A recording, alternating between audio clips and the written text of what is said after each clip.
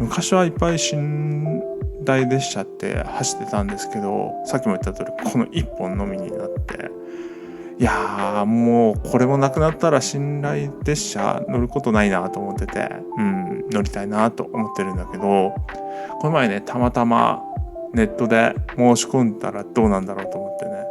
やったんですよ。で予約できそうだなと思ってスマホからでボタンを押すとめちゃくちゃ重くてね全然開かないんですよ。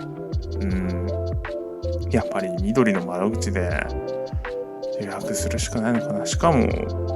噂によると全然買えない。数ヶ月前、下手すら1年前ぐらい待つのかな。皆さん乗ったことありますかね。ぜひ乗ったことある方はコメント欄で教えてください。